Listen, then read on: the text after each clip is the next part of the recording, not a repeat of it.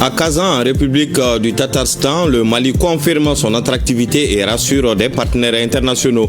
En marge des activités de la commission intergouvernementale, la délégation malienne a eu une importante séance de travail avec plusieurs opérateurs russes spécialisés dans les domaines du transport et des infrastructures. Le ministre en charge des sports, Abdul Kassim Ibrahim Fomba, est allé constater les dégâts causés par des vents violents sur une partie du stade Mamadou Diarra de Koulikoro. Le ministre a recommandé à l'entreprise en charge des travaux du stade à redoubler d'efforts afin que ces dégâts soient de vieux souvenirs. Voilà pour les titres. Mesdames et messieurs, bonjour et bienvenue aux informations. Direction le Kazan, en République du Tatarstan, où séjourne le ministre d'État, ministre de l'économie et des finances, Alousine Sanou, est à la tête d'une importante délégation gouvernementale. C'est à la faveur de la deuxième session de la commission intergouvernementale mixte Mali-Russie et du Forum économique international Russie-Monde islamique. En marge des activités, la délégation malienne a eu une importante séance de travail avec plusieurs opérateurs russes spécialisés dans le domaine du transport et des infrastructures.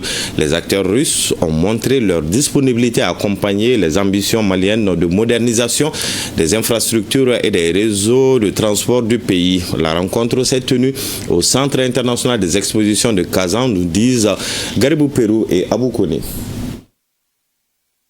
À Kazan, les géants russes du transport et des infrastructures s'ouvrent au Mali. Ils déploient un catalogue complet, véritable savoir-faire et d'innovation.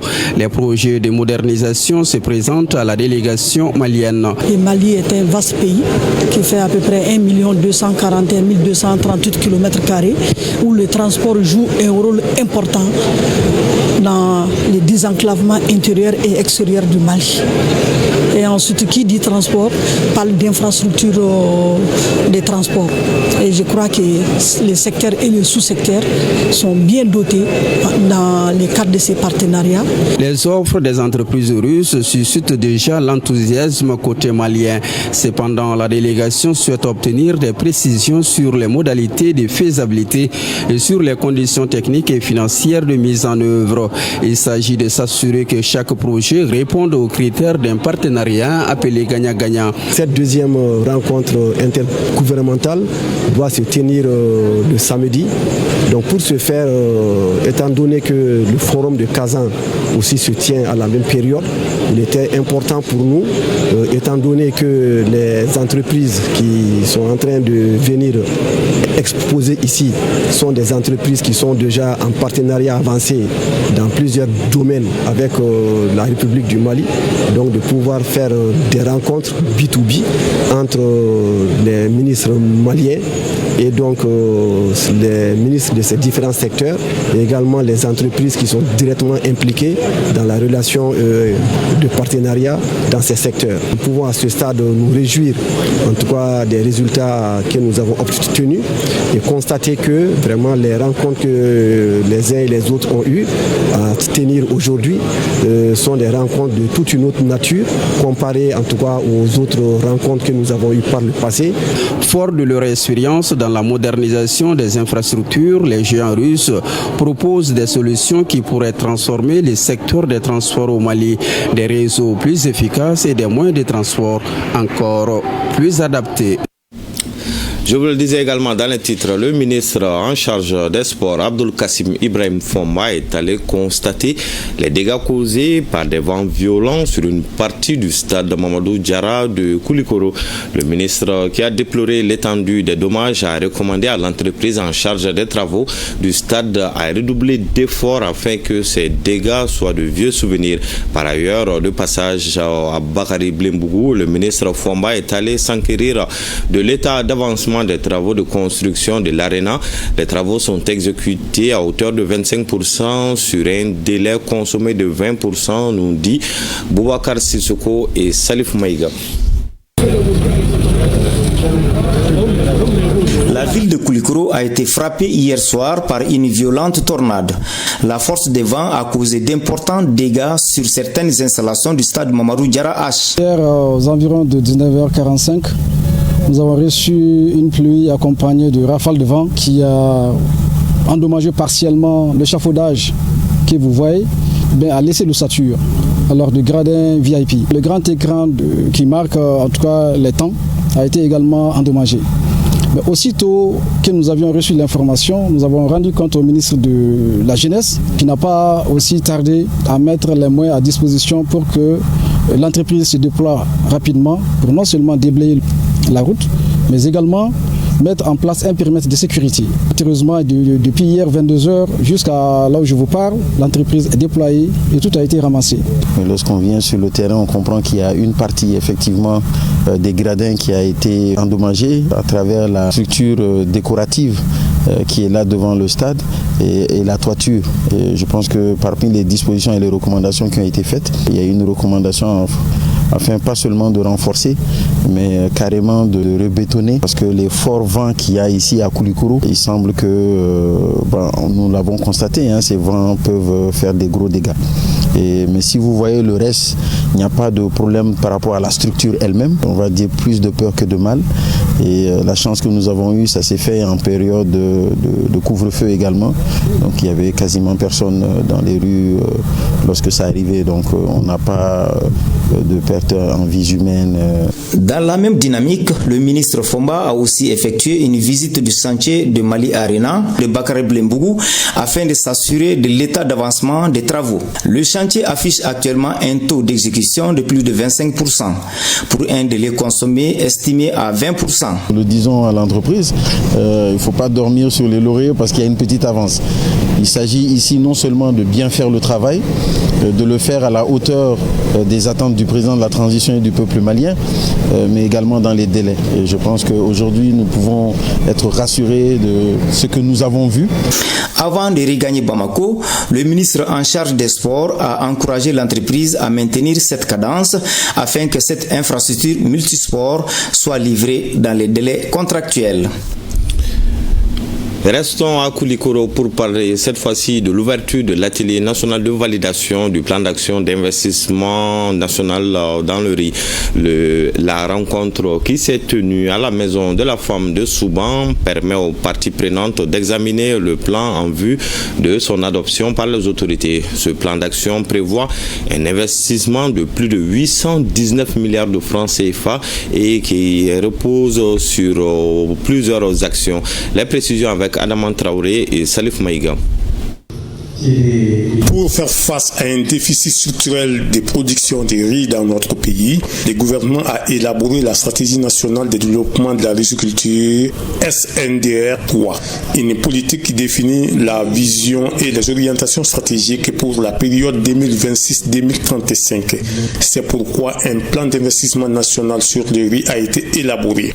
Il s'agit de donner à nos producteurs les moyens de produire davantage et mieux, de renforcer la transformation locale, de réguler les marchés et de garantir aux consommateurs un accès équitable à un riz de qualité. Ce plan d'action n'est pas un simple document technique, il est l'expression d'une ambition nationale portée par l'État. Le riz, c'est stratégique, c'est une question de souveraineté alimentaire, c'est une question de nutrition, c'est une filière qui mobilise beaucoup d'acteurs du pays, dont l'importance n'est plus à démontrer. Et le Mali a le potentiel aujourd'hui non seulement de prendre une bonne part de son marché local, mais aussi de prendre une bonne part des marchés de toute la sous-région. Après la phase technique de concertation et de consolidation, les organisateurs ont jugé nécessaire d'initier une rencontre de validation du plan national d'investissement sur les riz PNR. Ce document ambitieux dont le coût de mise en œuvre est estimé à environ 819 milliards de francs CFA est structuré autour de 4 actions majeures, à savoir accroître durablement la production et la productivité du riz, moderniser la récolte et la post-récolte pour réduire les pertes, renforcer la gouvernance, le financement et le cadre institutionnel de la stratégie, sécuriser les fonciers agricoles, condition sine qua non de tout investissement durable. Une occasion qui permettra à l'ensemble des parties prenantes d'examiner et de recueillir les observations afin de garantir une appropriation collective du plan avant sa transmission officielle aux autorités pour son adoption et sa mise en œuvre. Atelier de validation des sites présélectionnés pour les infrastructures de Bougouni. L'initiative s'inscrit dans la phase 2 du projet de formation professionnelle, insertion et appui à l'entrepreneuriat des jeunes ruraux, FIER 2. Les détails avec Abdul Karim Kounati. Il s'agit des travaux d'un atelier de 2 jours organisé par le projet de formation professionnelle, insertion et appui à l'entrepreneuriat des jeunes ruraux FIER 2. Prennent part aux travaux les maires des communes bénéficiaires, les autorités coutumières et les préfets des cercles concernés dans le seul but de valider les sites présélectionnés pour les infrastructures agrégatives dans la région de Bougouni. Les cibles du projet concrètement ce sont des jeunes ruraux de 15 à 40 ans. Les 15-17 ans sont destinés à la formation pré-professionnelle et les 18-40 ans aussi à la formation professionnelle et à l'accès aux services financiers. Plus de 80 sites sont sélectionnés à travers la région pour abriter les infrastructures agrégatives. Ces infrastructures sont agricoles, animales, piscicoles et artisanales. On va aménager des périmètres maraîchers pour des jeunes, pour que plusieurs jeunes puissent travailler dedans. Et il y aura aussi des sites aménagés pour la riziculture.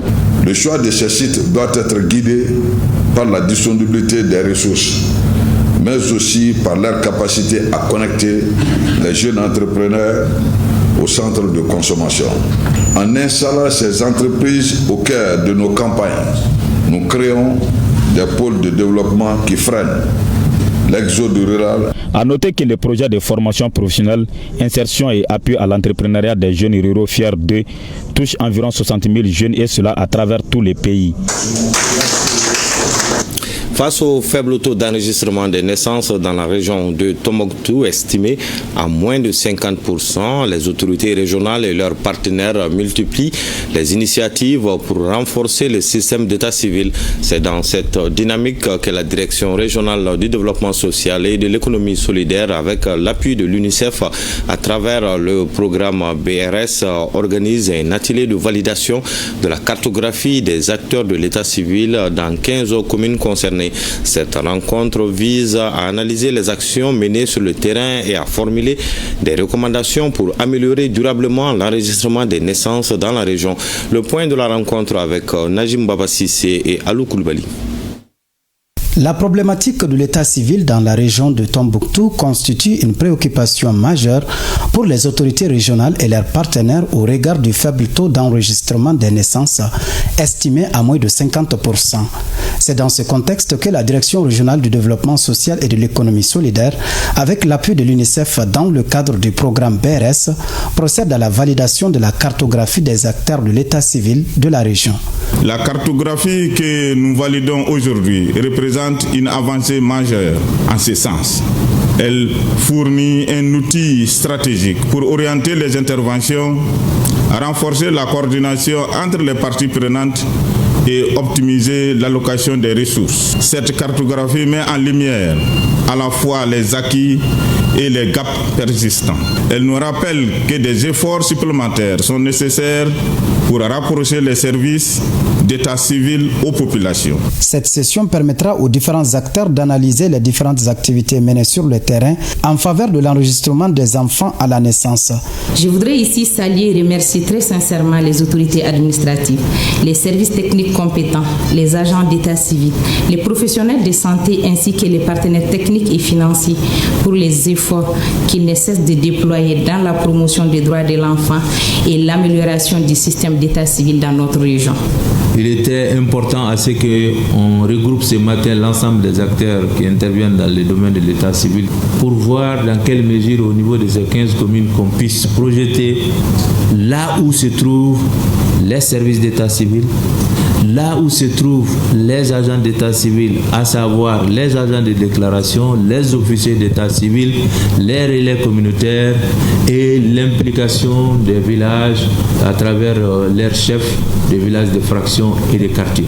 Le présent atelier devra aboutir à des recommandations fortes afin d'améliorer les indicateurs relatifs à l'enregistrement des naissances dans les communes cibles et au-delà dans la région de Tombouctou. 60 millions de francs CFA, c'est le coût de réalisation de l'école franco-arabe de Manankoto dans la commune rurale de Namala-Gimbala, cercle de Kita. L'œuvre est d'un natif de la localité résidant au Gabon. Le point de la cérémonie d'ouverture avec Djigia Mohamed Fabrice. Cette lecture de Coran marque officiellement l'inauguration de la nouvelle école franco-arabe de Manakoto, située à 35 km de Kita, dans la commune rurale de Namala-Gimbala. Ce cadre idéal d'apprentissage des 300 élèves est un ensemble de 3 bâtiments premier et second cycle, une direction, des latrines, de quoi pour un bon apprentissage. Une œuvre d'un natif de la localité résidant au Gabon, Ella Sedou Tunkara, coût de réalisation plus de 60 millions de francs CFA. Le donateur est de notre génération. Dieu passait ainsi par lui pour une telle œuvre dont on voit malgré le coût des matériaux jusque-là où nous sommes, voici la finition. Du début des travaux jusqu'à ce jour, Dieu merci, il a vu la main de Dieu dans sa vie. On salue les synergies d'action de tous, les femmes aussi que Dieu récompense tout le monde ici à Manankoto. Il a répondu aux soucis. Nous étions dans des classes en Bankou. Aujourd'hui, une médersa de cette ampleur est rare à Kita. Nous demandons à l'État d'avoir un regard sur cette école. Les communautés, les acteurs de l'école et autorités scolaires ont tour à tour salué cette œuvre gigantesque d'Elhadj Sedou Tunkara au profit du monde scolaire, en particulier et du Mali en général. Je remercie tout le monde, surtout les donateurs. Sedou Tunkara qui a fait vraiment un acte de patriotisme. Il est à féliciter et à encourager. Le conseil que je donne ça surtout à la population, singulièrement celle de Manakoto, d'en faire un bon usage. Vraiment, c'est un travail d'intérêt commun. L'État a besoin de chacun de ses fils, que chacun apporte une pierre à l'édifice dans tous les domaines. Chacun est attendu. Cette cérémonie a été une occasion pour les indispensables, pour la bonne marche de l'éducation, de sensibiliser tous les acteurs à jouer pleinement leur partition, non seulement pour le bon fonctionnement de cette école franco-arabe de Manakoto, mais aussi la promotion de l'éducation des enfants. Le mouvement Mali Joliton dénonce les attaques terroristes simultanées survenues le 25 avril dernier et exprime leur soutien aux autorités de la transition. Ils appellent à l'union, la solidarité, l'unité, la détermination et la résilience de tous les Maliens. Les précisions avec Adam Maïgam. À moto ou en voiture, une cinquantaine de jeunes de Point G, Kati Koulouba, Segou Bougouni et Sogonafi se sont mobilisés et ont parcouru des kilomètres dans la capitale le week-end dernier. Cette mobilisation est un moyen pour eux de soutenir les autorités de la transition. Un soutien qui fait suite aux attaques barbares, lâches et ignobles du 25 avril dernier. L'initiative est du mouvement Mali Joliton. Très mobilisé, toute la jeunesse des Point G, Koulouba, Sogonafi et Segou Bougouni pour soutenir nos autorités de transition, pour soutenir nos femmes. En plus de leur soutien aux autorités de la transition, le mouvement Mali Joliton appelle à l'union de tous les Maliens dans toute leur diversité. Cette unité est essentielle pour lutter efficacement contre le terrorisme sous toutes ses formes et à tous les niveaux. Et ce qu'il faut comprendre, le Mali traverse les moments les plus difficiles. Mais les moments qui vont préciser l'avenir aussi de tout un peuple. C'est pourquoi nous avons besoin de l'union sacrée de tout le monde. Les terroristes ne pourront jamais envahir le Mali tant que les Maliens restent soudés, déterminés et résilients. C'est la conviction du mouvement Mali Joliton.